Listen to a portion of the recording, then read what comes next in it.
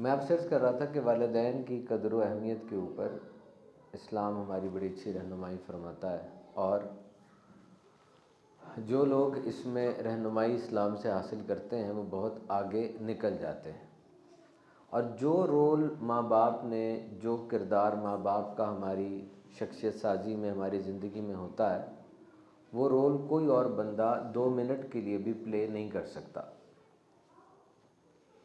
کہتے تھے کچھ لوگ کہ ہمارے پاس اتنی زمینیں اور اتنا پیسہ تو نہیں تھا، زندگیاں تھیں جو ہم نے اپنی اولاد کی پرورش میں لگا دیں۔ اور اگر آپ میں سے کوئی یہ سمجھتا ہے کہ ہمارے ماں باپ نے ہمارے لیے اتنا کچھ نہیں کیا، تو وہ یاد رکھے کہ جو کچھ وہ کر سکتے تھے انہوں نے اس سے بڑھ کے کیا ہے۔ اب وہ کس انداز سے کیا ہے، کیا ان کی تھاٹس تھیں، یہ ایک الگ چیپٹر ہے۔ Yesterday I was going through one podcast. آج تینوں بیان جو کہ والدین کے سال ثواب کے لیے تھے۔ So what is the psychology about parents and children? ماں باپ اور بچوں میں سائیکالوجی کیا ہوتی ہے؟ اس سے بڑی پیاری بات کی، اس نے کہا the problems which I was having with my parents are the same problem which I am having with the life۔ جو مسائل آپ کو ماں باپ کے ساتھ تھے نا، وہی مسائل آپ کو زندگی کے ساتھ ہیں۔ ڈوبیں ذرا اس میں، سمجھنے کی کوشش کریں۔ عام بات نہیں، یہ سمجھنے والی ایک دم سے سمجھ نہیں آئے گی۔ یعنی جس وقت آپ ریلیشن شپ ماسٹری کرتے ہیں، لوگ آ کے آپ کو بتاتے ہیں کہ ہمارے تعلقات خراب ہیں، ہم صحیح طریقے سے دنیا میں نہیں چل پا رہے، یا بہت سے مسائل ہو رہے ہیں، تو وہ پہلے پوچھتے ہیں کہ آپ کو اپنے ماں باپ سے کیا مسائل تھے۔ وہ بتاتے ہیں ماں باپ سے مجھے یہ مسئلہ تھا، کل لکھیں اس کو، اب بتائیں آپ کو یہ مسائل کس کے ساتھ ہیں۔ تو 99% کیسز میں جس کو اپنی ماں کے ساتھ جو مسئلہ تھا، وہ آج اپنی بیوی کے ساتھ مسئلہ ہے، وہی والا۔ تو اگر ماں باپ کے ساتھ وہ مسائل ریزولو کر لیتے، بات کر لیتے، ٹھیک ہو جاتے، کیونکہ ماں باپ وہ کوئی فرشتہ تو نہیں ہے کہ ہر طرح کی چیزوں سے بالکل ہی وہ پاک ہوں گے اور بالکل ہی انہیں کوئی گناہ نہیں ہوگا، کچھ ایسی ان کی بات نہیں ہوگی، بہت سی باتیں ہوتی ہیں۔ But you should resolve these things. سبق اس سے کیسے لینا ہے؟ ایک بہت بڑا شرابی تھا، اس کے 2 بیٹے تھے۔ دونوں بیٹوں میں ایک بہت بڑا شرابی بنا اور ایک نے بالکل شراب نہیں پی۔ جو شرابی بنا اس سے پوچھا تو نے شراب کیوں پی؟ اس نے کہا باپ کو دیکھ کے۔ اور جو شرابی نہیں تھا اس سے پوچھا تو نے شراب کیوں نہیں پی؟ اس نے کہا باپ کو دیکھ کے۔ تو دس از وٹ یو لرن۔ یہ پوری سائیکالوجی ہے۔ تو بہرحال ماں باپ کا سبسٹیوٹ کوئی نہیں ہے، اور انسان ماں کے رول کو ایک دفعہ سمجھے، یاد کرے کہ 9 ماہ اس نے کس طرح گزارے۔ ایک لمحے کے لیے سوچیں، اس دنیا میں یہ ہمارا تیسرا پڑاؤ ہے، پہلا اور آخری پڑاؤ نہیں ہے۔ پہلا پڑاؤ عالم ارواح میں تھا، دوسرا ماں کے پیٹ میں تھا، تیسرا دنیا میں ہے، پھر قبر میں ہوگا اور پھر آخرت میں ہوگا۔ تو ماں کے پیٹ میں 9 ماہ کیسے گزرتے ہیں؟ کسی ماں نے اپنے بیٹے کی شکایت کی اور بیٹے نے بھی کہا میری ماں جو ہے وہ مطلب اس طرح تنگ کرتی ہے، اور کچھ ایسی بات کی، تو اس کو حکم ملا کہ تو جا اور اپنے پیٹ میں ایک مشکیزہ باندھ لے، ایک برتن باندھ لے، اور یہ برتن تو نے اتارنا نہیں ہے، اور تھوڑی تھوڑی دیر کے بعد اس برتن میں تو نے پانی ڈالتے رہنا ہے۔ اب اس نے برتن باندھا ہوا ہے، تھوڑی دیر بعد وہ پانی ڈالتا ہے، وہ برتن اور بھاری ہو جاتا ہے، اس نے چلنا بھی ہے، سونا بھی ہے، واش روم بھی جانا ہے، کتنی اس کو پرابلم ہو رہی ہوگی۔ کچھ دنوں بعد جب برتن بہت بھر گیا، تنگ آ گیا، وہ آ کر کہنے لگا جی سزا کوئی اور دیں، یہ سزا تو مجھ سے برداشت نہیں ہو رہی، تو بڑا سخت ہو گیا کام۔ تو کہنے والے نے کہا کہ تیری ماں اسی طرح تیرے بوجھ کو 9 ماہ تک اٹھاتی رہی۔ تجھے اندازہ ہے کہ کتنا ٹیڈیس کام ہے۔ ماں جب ماں بن رہی ہوتی ہے نا، جب پیٹ میں اس کے بچہ ہوتا ہے، وہ جب گرتی ہے نا تو اپنی ہڈی توڑ لیتی ہے، بچے کو نقصان نہیں ہونے دیتی۔ پین کلرز نہیں کھائی جاتی ان میں، پوری رجیم ہے میڈیسنز کی جو ایک پریگننٹ ویمن کے لیے فیزیبل نہیں ہے۔ درد سہتی ہے، انفیکشن ہو جاتا ہے اس کو بھی سہتی ہے، لیکن وہ دوائی نہیں کھاتی جو اس کے فیٹس کو یعنی اس کے بچے کو نقصان پہنچائے۔ آپ میں سے کتنے لوگ ہوں گے جو مجھے یہ بتا سکتے ہیں کہ میری ماں باپ کی پسند کیا تھی، ان کو کون سا رنگ کپڑے میں پسند تھا، ان کو کون سی ڈش کپڑے میں کھانے میں پسند تھی؟ بہت کم لوگ ہوں گے۔ Frankly across the globe we don't know what are the likings and dislikings of our parent. ہماری ماں اور ہمارے باپ کی کیا پسند ناپسند تھی، جبکہ ماں کو یہ پتا تھا یہ جس چال سے چل کے اندر آ رہا ہے نا، آج جس نے سبزی کھانی ہے، کس نے گوشت کھانا ہے، اس کو ایک ایک چیز کا پتا تھا۔ تو یہ 4 باتیں یاد رکھو، جب آپ کی ماں کی کال آئے نا، آپ کو باپ کی کال آئے، تو 4 باتیں آپ نے ان کو ضرور بتانی ہے۔ نمبر 1، آئی ایم ہیلدی، میں صحت مند ہوں، کیونکہ انہیں سب سے زیادہ فکر اس بات کی ہے کہ میرے بچے کی صحت کیسی ہے۔ آئی ایم ہیلدی، میں صحت مند ہوں۔ نمبر 2، آئی ایم ہیپی، میں خوش ہوں۔ And number 3، I love you, میرے ماں باپ، میں آپ سے پیار کرتا ہوں۔ And number 4، I appreciate you, جو کچھ آپ نے بطور والدین میرے لیے کیا وہ بہت اچھا تھا، آپ ایک ایکسیلنٹ ماں اور ایکسیلنٹ باپ ہیں۔ یہ 4 باتیں ہمیشہ اپنے ماں باپ سے شیئر کرتے رہنا، کیونکہ آئی لو یو اس سینٹینس کا مطلب صرف یہ نہیں ہے کہ پھول دیے جائیں یا پارکوں میں جایا جائے یا کیا جائے، نہیں، کبھی کبھار آئی لو یو کسی اور انداز سے بھی کہا جاتا ہے، بیٹا ہیلمٹ پہن لو، یہ بھی آئی لو یو ہے، بیٹا سردی ہو رہی ہے ذرا کوٹ پہن لو، یہ بھی آئی لو یو ہے، بیٹا کھانا نہیں کھایا کھانا کھا لو، یہ بھی آئی لو یو ہے۔ اور زیادہ پیورسٹ فارم ہے، اس کی خلاص سے بھری ہوئی فارم آئی لو یو کی ہے۔ تو جب بھی آپ والدین کے بارے میں سوچیں سمجھیں تو ان باتوں کو مد نظر رکھیں کہ میں نے اب اس چیز کو کوپ اپ کیسے کرنا۔ ایک بار یار میری بات غور سے سن لینا، کبھی بھی برادری میں بیٹھ کے نا اپنی ماں یا باپ کو نیچے نہ کرنا، چاچا ماما تایا بیٹھے ہوئے ہیں سارے، اور آپ کوئی ایسی بات کرتے ہیں جس سے ماں باپ کی اہمیت کم ہوتی ہے، یہ بہت غلط حرکت ہے۔ یہ چیز وہ بہت زیادہ فیل کرتے ہیں، they will feel it much and much. Don't ever degrade your parents when you are sitting in the family. اگر کوئی بات ایسی ہو گئی ہے تو آپ سائڈ پہ لے کے جا کے بعد میں ادب کے دائرے میں رہ کر سمجھا سکتے ہیں، یا ان سے سمجھ سکتے ہیں کہ انہوں نے یہ بات کیوں کی ہے۔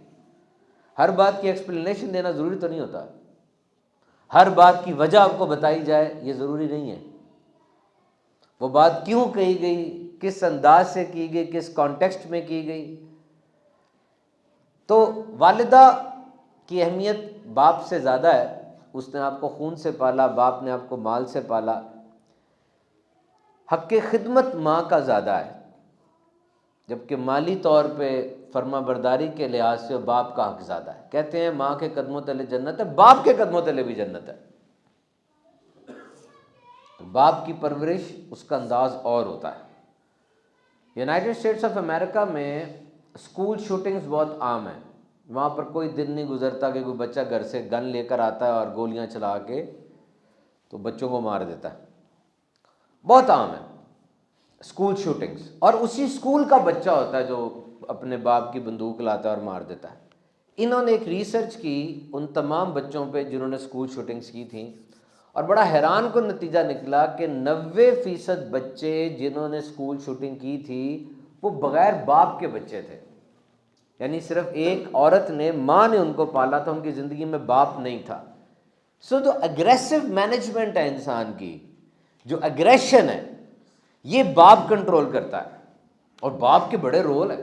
سپریشن باپ نے کروانی ہوتی ہے، پہلا بچہ تو تھا، جب دوسرا بچہ آیا، اب پہلے بچے سے کچھ نہ کچھ تو ماں نے دور ہونا ہے نا، دوسرے بچے کو کچھ نہ پیار دینا ہے، پہلے بچے سے دور ہونا ہے اس نے، تو پہلے بچے اور ماں کے درمیان جو تھوڑی سی سپریشن ہے وہ باپ کرتا ہے۔ آؤ بیٹے میرے پاس آؤ، میرے پاس آؤ، باہر چلتے ہیں، آؤ میرے ساتھ چلو، وہ باپ کرے گا۔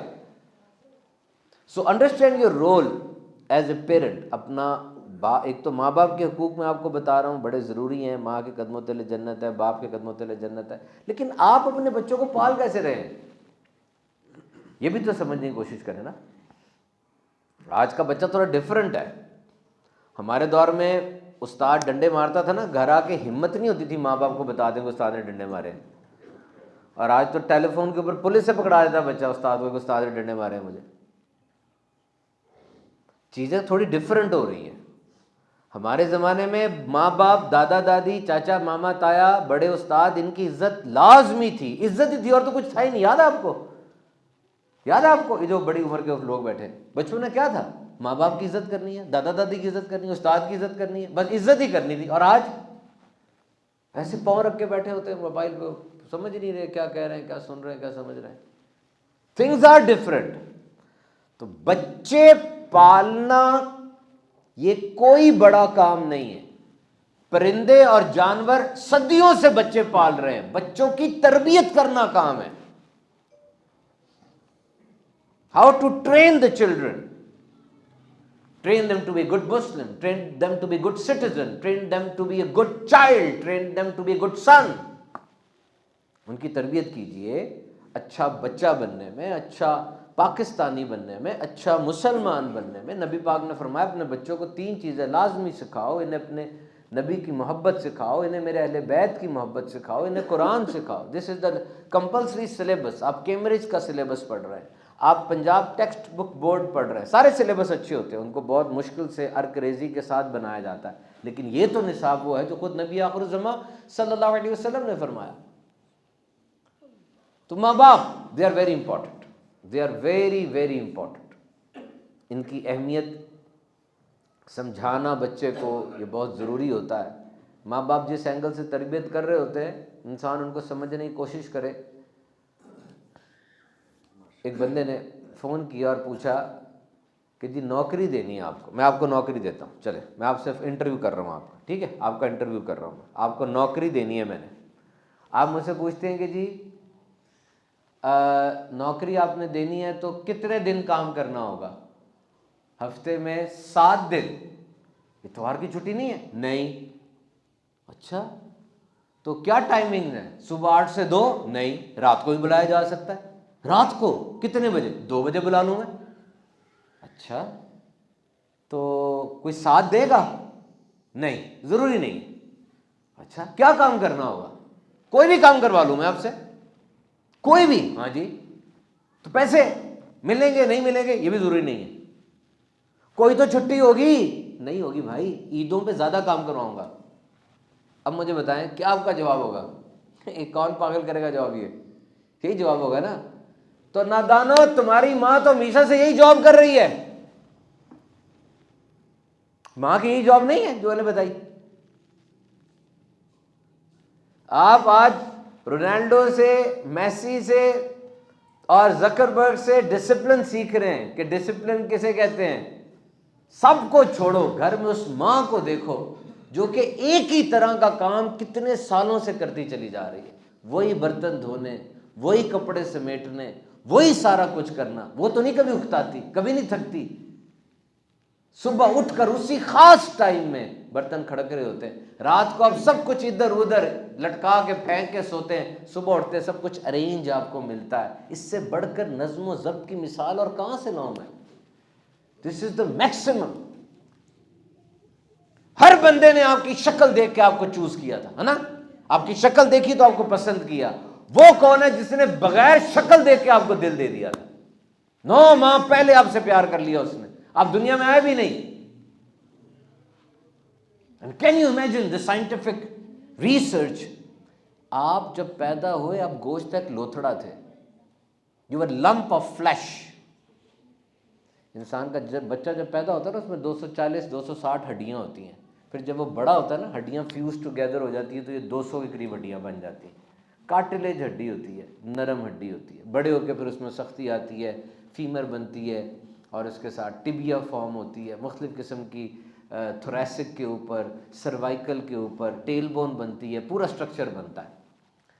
اس وقت جب آپ بول بھی نہیں سکتے تھے, اس وقت جب آپ ہل بھی نہیں سکتے تھے, رونا بھی کوئی اتنا زیادہ اونچی آواز سے نہیں تھا, اس وقت اس عورت کے جسم میں آپ کے لیے خوراک تھی, مدرز ملک, ماں کا دودھ. آپ کو پتہ ہے اس بات کا کہ ماں کے دودھ کے بارے میں لیٹسٹ ریسرچز کیا کہتی ہیں, جدید تحقیقات؟ ماں کے دودھ کا انسانی دودھ کا متبادل بن ہی نہیں سکتا, پاسبل ہی نہیں ہے. لیکن کیسے ہو سکتا؟ آج تو آرٹیفیشل انٹیلیجنس آ گئی ہے, آج تو کتنا کچھ ایجاد ہو رہا ہے. نہیں ہو سکتا. یہ حکومت پاکستان کی ڈائریکٹیو ہے کہ جو بھی فارمولا ملک بنے گا بچے کے لیے مصنوعی دودھ بنایا جائے گا. جا کے پڑھ لیں, اس کے بعد لکھا ہوگا یہ دودھ ماں کے دودھ کا متبادل نہیں ہے. کیوں؟ بن ہی نہیں سکتا. کیسے نہیں بن سکتا؟ اس لیے نہیں بن سکتا کہ انہوں نے ایک ہی ماں کے جسم سے دن میں 4 مرتبہ دودھ کا سیمپل لیا, 4 مرتبہ اس میں الگ الگ خصوصیات تھیں. ایک ہی جسم سے آ رہا ہے، دن کے مختلف ٹائم میں اس کی پراپرٹیز ڈفرینٹ ہیں۔ آپ حیران ہوں گے، عورت اگر بیٹی پیدا کرے اس کا دودھ اور ہوتا ہے، بیٹا پیدا کرے دودھ اور ہوتا ہے۔ اگر غریب ہو، بچے غریب گھر میں پیدا ہو، دودھ کی اور پراپرٹیز ہوتی ہیں، امیر گھر کی ماں کی اور پراپرٹیز ہوتی ہیں۔ آپ مجھے بتائیں کیا یہ عقل میں آنے والی بات ہے؟ کاربوہائیڈریٹس، فیٹس، پروٹینز، یہ میکرو نیوٹرینٹس ہیں۔ اس کے علاوہ وائٹامنز ہیں 13 قسم کی، منرلز ہیں، فیٹس ہیں، واٹر ہے، اور پھر کیلشیم ہے، میگنیشیم ہے، پوٹیشیم ہے۔ یہ میجر نیوٹریشنل انگریڈینٹس ہوتے ہیں۔ دنیا کی کوئی غذا ایسی نہیں جس میں سارا کچھ ہو۔ کچھ کچھ انڈے کے اندر کہا جا سکتا ہے، یا اخروٹ میں کچھ کچھ کہا جا سکتا ہے، کچھ کچھ، لیکن ماں کے دودھ میں یہ سب کچھ اور اس سے 2 گنا زیادہ ہے۔ ایسے تو نہیں ڈاکٹر کہتا کہ آپ نے اس کو کچھ نہیں کھلانا پلانا جب تک ماں کا دودھ یہ لے رہا ہے، 4-5 ماہ تک ہی is suppose to eat nothing other than mother's milk. اب آپ مجھے بتائیں کتنا بڑا اثاثہ ہے آپ کے لیے یہ۔ تو آپ نے ماں کی عزت کیسے کرنی ہے، کیا کرنی ہے، اس کے لیے یہ جو میں نے آپ کو قرآن پاک کی یہ جو سائنٹیفک ریسرچ سے بتائی ہے، قرآن پاک میں فرمایا کہ ہم نے تمہیں ماں باپ کے بارے میں تاکید کی کہ حق مان میرا اور اپنے ماں باپ کا۔ اللہ تعالیٰ کا حق کیسے ماننا ہے؟ نماز پڑھنی ہے، اور ماں باپ کا حق کیسے ماننا ہے؟ نماز میں ان کے لیے دعا کرنی ہے۔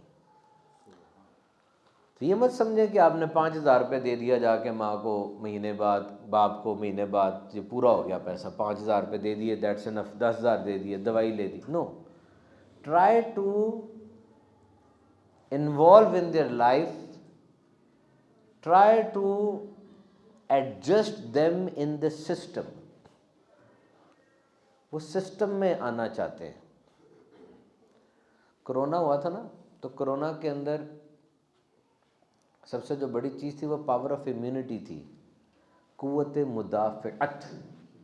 یہ انسان کے اندر اللہ کی طرف سے ایک ایسی قوت ہوتی ہے جو بیماریوں سے لڑتی ہے۔ یہ ایک آرمی ہے پوری، وائٹ بلڈ سیلز ہیں، پلیٹلیٹس ہیں، اور اگر آپ اس کو اسٹڈی کریں آپ حیران رہ جائیں گے، یہ پوری آرمی ہے ہمارے اندر۔ یہ اس میں جنرل بھی ہوتے ہیں، کرنل بھی ہوتے ہیں، یہ ٹریننگز ہو رہی ہوتی ہیں، نئے سیلز کو ٹرین کیا جاتا ہے کہ باہر سے بیماری آئے گی، اور جو باہر سے ایک دفعہ بیماری آ جائے اب اسے لڑنے کے بعد جو جنگجو تیار ہو جاتا ہے اس کو الگ کر دیا جاتا ہے کہ اب یہ بیماری دوبارہ آئے گی، تم نے آگے بڑھ کے لینا ہے۔ ڈینگی کی 3 سٹرینز ہیں نا پاکستان میں، 3 سٹرین، 3 طرح کا ڈینگی ہوتا ہے۔ ایک ڈینگی اگر کسی کو ہو جائے وہ والا دوبارہ نہیں ہو سکتا، کیونکہ اس کے خلاف جسم میں قوت مدافعت پیدا ہو جاتی ہے۔ یہ پوری پاور آف امیونٹی ہے ایک، اس کو اسٹڈی کریں آپ بڑے حیران ہوں گے کہ پاور آف امیونٹی کتنی ضروری ہوتی ہے انسان کی سروائیول کے لیے۔ اور کئی بیماریاں ایسی ہوتی ہیں جو کہ انسان کے اس کے خلاف ہو جاتی ہیں اور پھر اس کو تباہ و برباد کر کے رکھ دیتی ہیں۔ اس کے اوپر بھی اسٹیم سیل تھیراپی آ رہی ہیں۔ اس پاور آف امیونٹی کو پڑھیں۔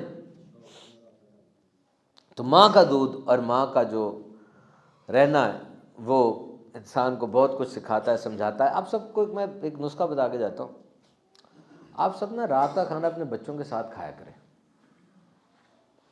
آپ اس کو چھوٹی بات سمجھیں گے، یہ چھوٹی بات نہیں ہے۔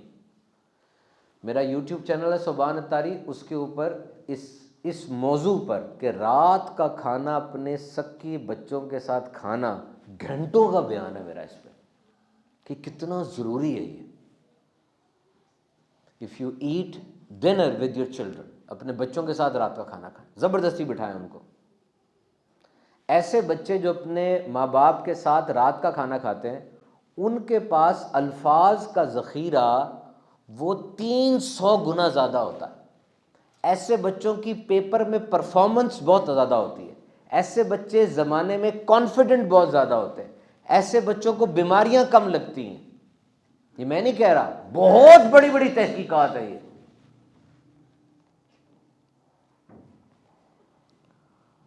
اور بیٹھ کے بچوں کی تربیت کرنا سیکھیں کہ ان کو کیا سکھانا ہے، کیا سمجھانا ہے، کس طرح سے ان کو دکھانا ہے۔ اور جو بچے یہاں پر بیٹھے ہیں جن کے ماں باپ زندہ ہیں، اللہ تعالیٰ کے ماں باپ کو سلامت رکھے، اور جن کے ماں باپ جا چکے، ماں کے چہرے کی زیارت کرنا کیا ہے؟ مقبول حج کا۔ مسکرا کے دیکھنا، تنگ آ کے نہیں، ماں کے چہرے کو دیکھنا یوں کر کے نہیں، مسکرا کے خوشی کے ساتھ دیکھنا، یہ مقبول حج کا ثواب ہے۔ اور اب اگر آپ 10 دفعہ دیکھتے ہیں تو کتنا ثواب ملے گا؟ اور اگر 10,000 دفعہ دیکھتے ہیں تو 10,000 دفعہ ملے گا۔ تو ماں کی زندہ ماں کے چہرے کو دیکھنا مقبول حج کا ثواب ہے، اور مری ماں کی قبر پہ جانا بھی مقبول حج کا ثواب ہے۔ رکا نہیں ہے، یہ ختم نہیں ہوا۔ سورہ یاسین شریف پڑھا کریں جا کے، بیٹے کو چاہیے پڑھے، بیٹے کو ہی چاہیے پڑھے، بیٹے کو ہی چاہیے پڑھے، بیٹے کو ہی چاہیے پڑھے۔ لیکن اگر نہیں پڑھ سکتا، جیسے کسی کی ماں دفن ہوئی ہے سندھ میں اور بیٹا یہاں ہے اور وہ نہیں کر سکتا، کوئی قاری صاحب کو ہائر کر لے، قاری صاحب آپ کو میں 1000 روپے دوں گا، 2000 دوں گا، آپ نے ہر جمعے کو میری ماں کی قبر پہ سورہ یاسین شریف پڑھ کے آنی، یوں کر لے۔ لیکن میں 10 دفعہ کیا کہا پہلے، بیٹے کو ہی چاہیے پڑھے، اور اگر وہ نہ کر سکے تو پھر یوں انداز اختیار کر لے۔ تو میرے محترم سامعین کرام، بیان کو سمیٹتے ہیں، ماں باپ کی قدر و قیمت کو سمجھنے کی کوشش کیجئے۔ کم از کم اگر آپ کے گھر میں بچے بھی ہیں اور ماں باپ بھی ہیں، لے لینا میری بات یہ، اگر آپ کے گھر میں بچے بھی ہیں اور ماں باپ بھی ہیں تو کم از کم اپنے بچوں کے سامنے اپنے ماں باپ سے بدتمیزی نہ کیا کریں، ورنہ کچھ ہی عرصے کے بعد جب وہی الفاظ آپ کو سننے کو ملیں گے نا تو آپ کو بڑی تکلیف ہوگی، کیونکہ مکافات عمل کی چکی چلتی بہت آہستہ ہے لیکن پیستی بہت باریک ہے۔ مکافات عمل ریپیٹ ہوتا ہے، that will be very hurtful for you, آپ کے لیے بڑی تکلیف دہ یہ بات ہوگی۔ شعبان المعظم کا مہینہ ہے، اس میں ایک بڑا زبردست الرٹ میں آپ کو دے رہا ہوں، it's a high alert, and this alert is that Shab Barat is coming, high alert, Shab Barat. یہ اکاؤنٹ کلوزنگ ہے، بیلنس براڈ فارورڈ اور بیلنس کیریڈ فارورڈ ہو رہا ہوتا ہے۔ بی بی عائشہ صدیقہ رضی اللہ تعالی عنہا نے ارشاد فرمایا کہ میں نے ایک رات نبی کریم صلی اللہ علیہ وسلم کو جنت البقیع میں پایا، اور آپ وہاں اس وقت، وہ 15ویں شب کی رات تھی، اس وقت آپ مسلمان عورتوں، مسلمان مردوں اور مسلمان شہیدوں کے لیے دعائیں مغفرت فرما رہے تھے۔ تو دیکھیں کچھ چیزوں پہ فضیلت دی گئی ہے۔ آب زمزم تمام پانیوں سے افضل ہے، مدینہ طیبہ تمام شہروں سے افضل ہے، اولیاء عام انسانوں سے افضل ہیں، نبی ولیوں سے افضل ہیں، اور امام الانبیاء سارے نبیوں سے افضل ہے۔